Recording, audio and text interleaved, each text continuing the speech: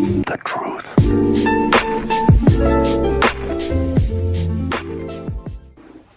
Well, hey guys. So I'm glad finally. Okay. Hey guys. I am really happy to be back making a video, and I love being in front of the camera, not only in front of the camera, but just so I can communicate to you guys and help you more. I realize that there is such a need right now to continue to move on and explain PRO more, and I really want to touch on that. I've been getting the vibe that there is not enough help out there for this disorder. I wanted to make another video here, furtherly reiterating some of the things I had said in the last video, but this time I really want to dive deep and explain maybe a little bit better, get into more detail, more diving deep into this, because the first video I made really made me realize that the explanation that I gave was effective and that it's working for people. I've seen so many people say that they've had improvement, not a very long period of time from what they've read, or from what they heard and they understood and watched from that video, the first PRO video that I made. And I honestly didn't even think it was that great of an explanation, but I guess it was, and that is just awesome to hear because I feel so adamant about this. I know it works, and I know that this is what we all need to apply to our lives to overcome purely obsessional OCD. It is honestly a very, very hard to understand and crazy, scary disorder, and it's easy to feel like you're never going to get better. It is so easy to be discouraged and to have those bad days and to continue to feel like you are just out of control and overwhelmed by this. And I want you to rest assured that you are in control and you are not going to succumb to this your whole life. I promise you. It is a matter of truly awakening ourselves within our soul and our heart and our mind, and to educate about what we are. We need to understand about the systems within our body that are causing this disorder. So one of the things I want to talk about with this video is what PRO really stems from. Why do we have this anxiety? Why do we have these thoughts? Why are the thoughts not going away? Why do we even have the thoughts in the very first place? So what I think will help people understand this disorder more is explaining the fact that this disorder is deeply entwined with our survival instincts, like our fight or flight response. Number one term right there. So that is the main driving factor for why we have this disorder. Literally, the first time you feel that anxiety, that fear from these thoughts is exactly that. It's exactly our fight or flight response taking hold. It's activated from these thoughts. So what I want to do is first of all explain what and define what flight or fight response is. So the fight or flight response is defined as, also known as acute stress response or hyperarousal, is a physiological reaction that occurs in response to a perceived harmful event, attack, or threat to survival, something that is terrifying either mentally or physically. So the term fight or flight response represents the choices that our ancient ancestors had to face and make through their dangerous environment back in the day. So they could either fight or flee. In either case, the physiological and psychological response to stress prepares the body to react to danger. So here we go. This is what is occurring when we have these thoughts. So basically, so here's what happens. We have a thought, and actually I have a breakdown of each step in PRO that I want to go over too. This is also a really good, a good layout, because I feel like it's so easy to get lost in the mix of everything that happens. And when I talk about ending our rumination, talking about not interfering with the thoughts and letting them come and just not participating in any of it, can seem hard to understand. It can seem like it can be easily lost in the mix and be and lose track of it and lose hope and lose grip of that, and then you fall right back into the mix of everything that's going on up there. So I want to go over the steps. So the pure O process, I called it. This is my representation, my analysis as to what I went through, and I've heard many others go through this similar process of developing the pure O, the snowball effect, and how it starts and gets so bad. It's just so easy to think of it as something else going on within us. It's so easy to misconstrue and misunderstand the truth behind this. So let's say, number one in the pure O process, occurrence, thought, or irrationality. You have a thought, the occurrence of whatever it is, the very first, wow, that was weird, that was scary, why did I think that? Number two, resulting shock or fear. That is the fight or flight response. So that is the first, rage of whatever anxiety that we have of that leaves us thinking about it more. So then, continued irrationality. So lack of understanding. We continue to think about why we had that thought in a wrong, incorrect way. So we continue to furtherly increase our fear. So we're increasing and intensifying that fight or flight response from the thoughts. So this is think of this as your first day or your first couple weeks experiencing the pure O symptoms. From that increased fear, we then experience the resulting anxiety attack. Survival instinct. Anxiety is a primitive survival response. It's basically our fight or flight response thinking it's doing what it needs to do. It's thinking, hell yeah, I am saving you from whatever this is. Our fight or flight response does not catch up with our intelligence. It is, like I said, it's a ancient response that comes from us that is not caught up with our mind, that isn't always connected and is not always listened to intelligence. Our fight or flight response does not regard or care about common sense all the time, especially with this disorder. It should, and that is what we need to be working towards, because people with this disorder clearly have their fight or flight response out of whack. That is basically what's going on all the time. It's always misfiring. So we have the resulting anxiety attack. Let's see. It's the disconnect. This is where the disconnect lies. Is when we have our anxiety attack over these thoughts and we know that they're not real, we know they're not happening, yet we still have this response. Why? Because there's a disconnect and we haven't established this strong connection between our heart and our minds yet. And when we're caught off guard, then pure O begins. And it doesn't always happen for everyone. It really just depends on if you're, obviously it's not that common. We are susceptible to it. And so that is just the way it is. We've got to move forward. We've got to become better and overcome this. We've got to. The only way to live is overcoming our obstacles and realizing that they are a part of us and that we need to understand them. So, failed attempt to rid, run away, ignore, or block the thoughts. It's not going to work because we don't know how to. We can't just shut something out and lock the door. It doesn't work like that. We need to understand why. We need to have understanding. Number 6 is resulting inability to calm down or move on. So that is after we realize, shit, these thoughts aren't going away. Fuck, Definitely going to occur and definitely does. That's probably one of the scariest things about this disorder is when we realize that there isn't a way out of it super easily. We feel trapped. There isn't a way out. Oh my God. These thoughts aren't ever going to stop coming. It must be something else. It's not.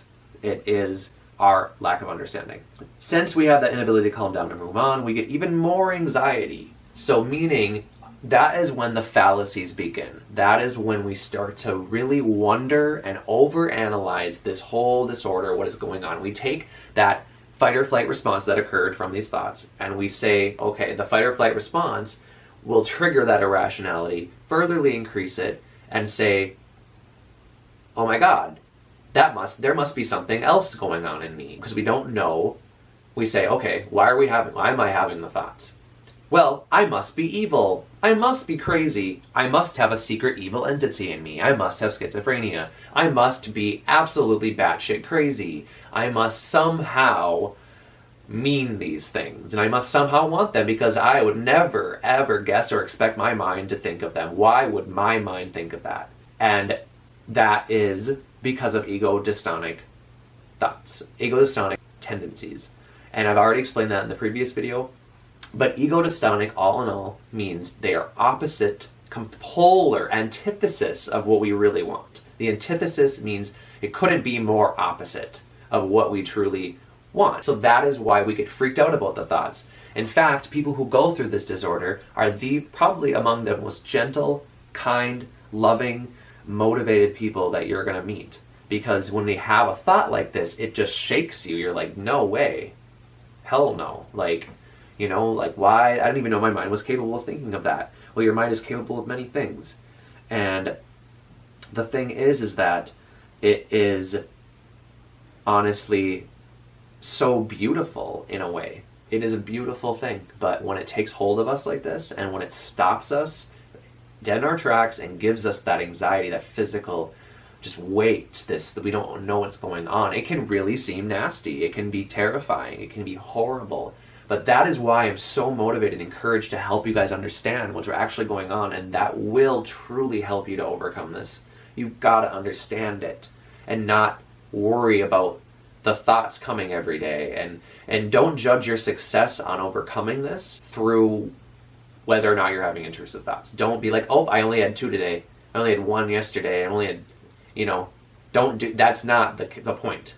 It's understanding. It's having such a strong understanding of this that you were able to view it from afar, completely above this, because there is a spirit and a wisdom and a heart in us that is so much stronger than this disorder. And our mind is very powerful, but uniting these two forces within us, understanding the tool that our mind is, and the strength and the power of our heart, will truly help us balance out and become one again, and realize, okay, there's all these parts to me, these systems within my body, within my soul, that need to work together and cannot be disconnected. On to the next step is number 9. Number 9 is when the obsession instills, when these things occur. It's unfortunately very easy to reach this point in this disorder. There's not enough education on this, and the lack of understanding will get you there. It's sad to say, but unfortunately that is all too often the case with this. And that's just one of the many reasons why I'm doing this.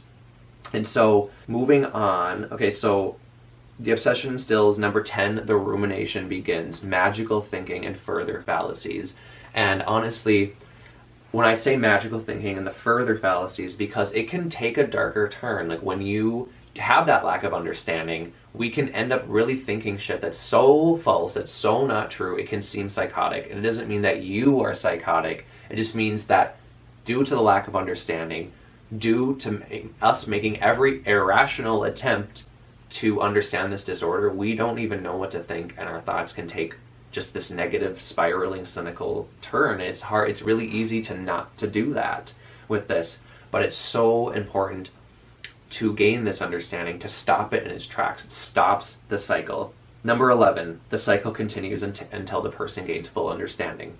So there's about 11 different steps I went over here. I will overview all this in like the information below and all of that. I know that this will help, that understanding this is so important. We must gain such a solid grip on this. We must develop a foundation of knowledge with this disorder so strong that we cannot be shaken out of it anymore, that we are above this. We are able to move up and look down on this and realize that it is not powerful anymore over us at all, because lack of understanding results in feeling this, because it is part of our system, like it really is. And so that is something I really want everyone to understand as much as possible, that there is no evil whatever going on in you, because that's something that I obsessed about for a while. Is I thought that there was like this side of me that, oh, my mind, I'm so sure of these things like being true, and like, you're not. It felt like I knew that they weren't true. I knew that none of this shit was real, but my mind was so sure that there was a realness to this, some legitimacy to these thoughts, because it's not your mind that's so sure of itself, it's your fight or flight response that's so sure of itself, because that's all it knows. Your fight or flight response knows to go off when there's something dangerous, and that's pretty much it. something thrilling, something we need to be wow for, like hyped up and ready to go, on point, like, you know, surviving it. And so it's like I said, it's not going to catch up with our surface intelligence. Like, we know that these thoughts aren't real. We are intelligent. We know damn well that the thoughts aren't actually happening, but our fight or flight response doesn't care. And especially, you know, it doesn't happen with everybody. We are susceptible to this kind of thing, like I said, and so that is what happens. So learning about these ancient systems within our body that have helped us survive up until this point is really a major key, and will help us understand this disorder so much more. It's just truly understanding each and every system and realizing that the thoughts you are having are actually a beautiful thing. They are a part of who we are. They are a part of our good soul. The goodness within us and the love and the light within us is so strong and real that it spurs these thoughts, because they're fueled by the fight or flight response, but they're ego-dystonic. You don't want them to happen. You don't want to be having these thoughts, but keeping them in your head at the time feels right, because we think we're going to get rid of them somehow, or we're going to somehow analyze them to the point where they're broken down and we understand them better. But that is impossible, because they're not real, they never happened, and they are conjuring because of fear. And they're only going to get worse because we're afraid of them. So realizing why the thoughts are coming in general is going to help so much. And like I said in the other video, the ego-dystonic part of these thoughts is so incredibly important. Huge with this. But not having that understanding is really what drives it. And once you do, you're going to feel these thoughts lose their grip, and you're going to realize, wow, none of that was necessary, none of that was real. But then you're going to actually find more self-love. You're going to realize, like, wow, like I really was that, you know, really I want things to be that good that I went through this. Like, that's actually the truth behind it, is that we want things to be good. We want things to be so good, in fact, that we don't ever have a thought like that again in our whole life. And the fact of the matter is that's just not going to happen, and we have to understand what intrusive thoughts really mean, and we have to allow them to go away, because our fight or flight response is not allowing them to go away. So all in all, it's just crazy. This whole thing is so hard to understand, but I feel like we are going to get better together if we keep this conversation going. I am just so humbled and thankful for the responses that I've gotten on the videos. Everything that you guys reach out to me for, I am so grateful for, because it helps me to continue to be motivated to do this. But not only that, it just makes me so happy to see other people overcoming this and joining me in recovery, and joining everyone else that's, you know, gotten over this, and realizing how beautiful they are, and being able to go back to your work and going back to the way you've been thinking before, if not better, and just moving forward with confidence and being like, yes, like I am better. I understand what I am. I understand these things, and I'm going to come at everything with love now. That is really, truly what I know we're going to reach. And I just want, and I want to greet all the new subscribers, everyone that, you know, has come and subscribed and watching my stuff since the first video and the other ones I've made. Welcome, and, you know, feel free to like, comment, or message me, or ask me anything. I want us all to get better together. I really truly know we can, and I love seeing the improvement. It has been it's just been the most real thing ever. Like, this couldn't be any more real. Seriously, it is just, it's very, very important, and I'm very passionate about it. There's not one part of me that has any doubt in my mind that this is the truth, and that we will get better. And by understanding, by being consistent, following the tips, truly instilling that concrete foundation of understanding over this, and not letting it shift, because it really won't. It's impossible once you do get it. It's not going to change. Once you are on the other side and you realize the truth of what you were experiencing, you're going to be like, damn, like, I am a strong ass person. I am strong as hell. Like, I can get through this. I am resilient, and all of you are. Everyone. I know that you can do it. I want you guys to be able to go back to your work and just have your life back, just like I do now. And so I know that it's a destiny of mine to help others through this, and there's a reason why I have this voice and I have this knowledge. It took a very long time. It was very difficult to gain.